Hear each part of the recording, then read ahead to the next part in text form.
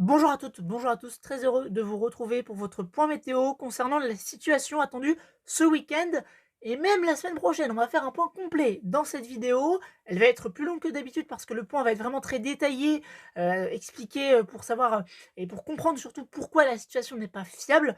Et donc on va commencer déjà par la journée de demain. Demain, ce qu'on va surveiller sur le nord du pays, c'est l'arrivée de ces précipitations vers l'après-midi de ce vendredi et la soirée ainsi que la nuit. Et ce qu'on va surveiller, c'est que ces pluies vont se transformer peut-être en flocons de neige. Alors, ne vous dites pas, mon Dieu, il va neiger chez moi, je vais avoir 3 centimètres, trop bien. Non. En fait, ces précipitations vont être vraiment très faibles. Vous le voyez ici. Et ce n'est même pas certain d'ailleurs que ça se transforme en neige, ça va se jouer au degré près. Voilà. Donc, il va pouvoir neiger, oui, ça va être quelques flocons, rien d'anodin hein, finalement. Ah, c'est plutôt classique, même d'ailleurs à cette époque de l'année. C'est vrai que les flocons sont quand même moins présents pour certaines régions depuis déjà de nombreuses années, mais ça reste tout à fait classique hein, en mois de décembre. Voilà. Donc les températures demain matin à attendre des gelées assez généralisées quand même au nord-ouest, sur la Bretagne, la Normandie, en remontant sur les Hauts-de-France, également sur les massifs bien sûr. On aura des températures a priori positives entre le Poitou et le bassin parisien, mais il y aura quand même des gelées. Hein. Ce sera légèrement plus doux que sur le nord-ouest, mais il y aura des gelées quand même. Donc attendez-vous à devoir dégivrer un peu votre pare-brise demain matin. Et ce qu'on va surveiller donc, c'est demain soir. Demain soir, vraiment à surveiller parce que les températures vont être très fraîches, froides durant la soirée et la nuit. On va avoir de nombreuses gelées généralisées, tout comme donc la nuit à venir.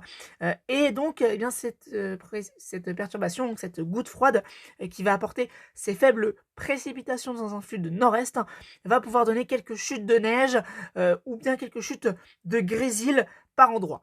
Donc pourquoi ça va pas tenir? Ça va pas tenir tout simplement parce que les sols ne seront pas gelés. Voilà. Donc forcément, la neige aura du mal à accrocher, ça pourra très localement saupoudrer, mais c'est tout. En revanche, ce qu'on va surveiller, c'est le verglas. Parce que si ces précipitations ne tiennent pas au sol, elles vont humidifier les routes, mouiller les routes, et donc par conséquent, la nuit qui suit, donc la nuit de samedi à dimanche, de vendredi à samedi, et de samedi à dimanche, oui, on surveillera le verglas qui se créera sur les zones du nord-ouest, hein, le centre-ouest également, le bassin parisien, parce qu'effectivement, les routes n'auront pas forcément eu le temps de sécher partout. Donc c'est vraiment ça qu'on va surveiller. Voilà, le verglas, il y aura sans doute une vigilance jaune mise en place pour ce verglas, mais ne vous attendez pas à avoir votre jardin sous 3 centimètres de neige, ce ne sera pas le cas. Voilà. La journée de samedi va être très froide, là aussi, enfin, sera bien fraîche en tout cas. On attend des températures parfois négatives tout au long de la journée. Sur l'extrême nord du pays notamment, du côté de la Haute-Normandie, ainsi que la Basse-Normandie, localement donc du côté de la Suisse normande, de l'Artois, mais également donc plus vers les Hauts-de-France. Mais sinon, ailleurs, les températures vont être légèrement positives. On attend entre 2, 4, 5 degrés entre les Pays de la Loire jusque vers le Grand Est. Il fera légèrement plus doux encore au sud, entre 5 et 8 degrés du côté du Poitou en redescendant vers le sud-ouest. Et puis sur le sud-est, là par contre, on pourra atteindre les 12, voire même 13 degrés, 14 localement en Corse, du côté de Ajaccio par exemple. Et ce qu'on va à nouveau surveiller, bien sûr, c'est pour la nuit de samedi à dimanche, évidemment toujours ces précipitations, mais le modèle arpège, lui, modélise pour dimanche l'arrivée de ces faibles précipitations sous forme neigeuse. Alors, c'est là que réside l'incertitude et je vais vous montrer pourquoi. Eh bien, on va avoir donc pour la journée de dimanche cette goutte froide qui va être positionnée sur le Pays basque. Et en fait, cette goutte froide va faire remonter des précipitations plus au nord, mais en fonction de son positionnement, les précipitations seront plus à l'est ou plus à l'ouest. Donc forcément, ça va induire sur le temps que vous aurez. Soit ce sera un temps sec et froid, soit ce sera un temps nuageux et potentiellement neigeux, mais ça va toujours pas tenir au sol, a priori.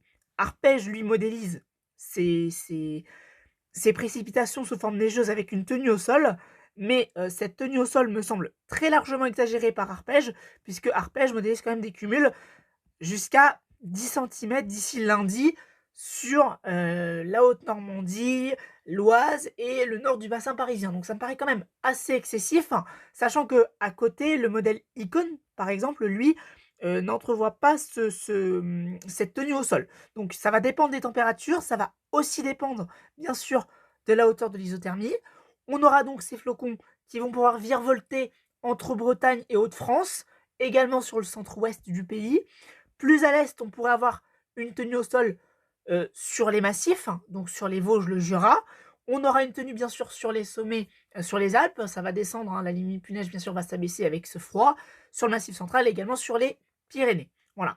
Ce qui réside comme incertitude également, c'est pour la semaine prochaine, parce que la semaine prochaine, on pourrait avoir l'arrivée d'ici la fin de semaine prochaine, donc c'est encore très très loin, de cette descente polaire, a priori, qui pourrait avoir lieu, mais les modèles ne sont pas du tout calés, parce que si je prends par exemple GFS, en fait, il fait persister cette goutte froide-là sur l'ouest du pays, et en fait, au vu de sa position, ça va apporter un flux de sud.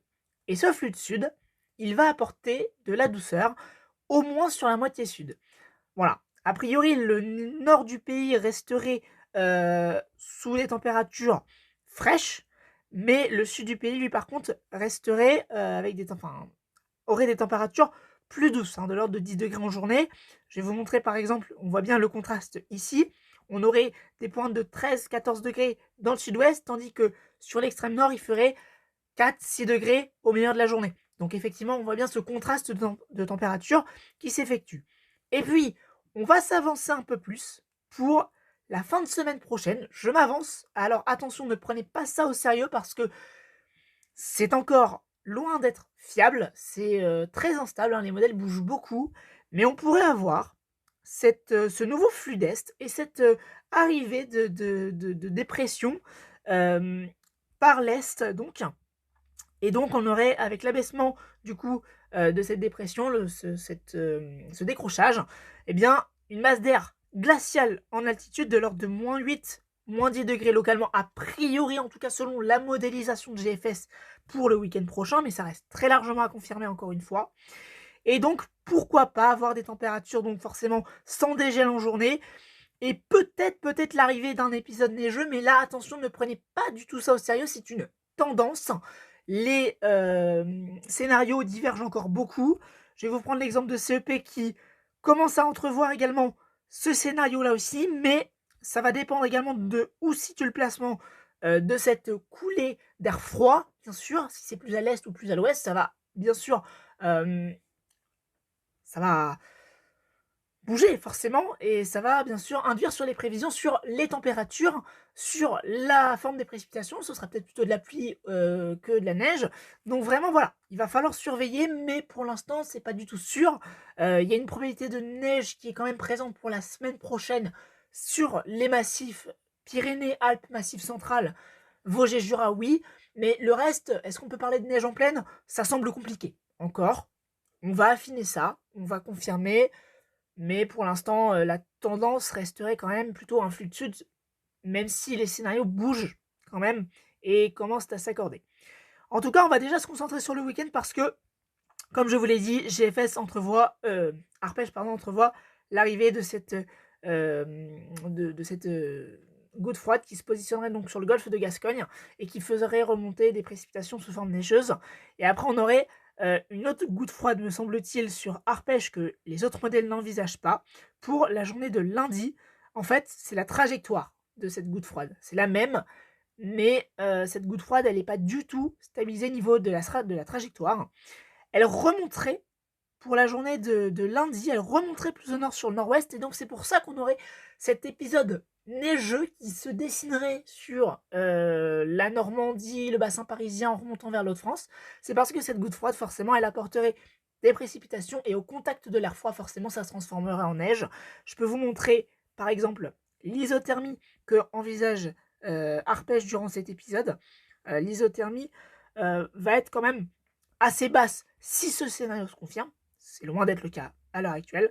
L'isothermie serait aux alentours de... Voilà. Ici, on aurait voilà, la goutte froide traverserait du coup le pays et l'isothermie sur les Hauts-de-France serait aux alentours de 200-300 mètres, ce qui pourrait être suffisant pour apporter de la neige.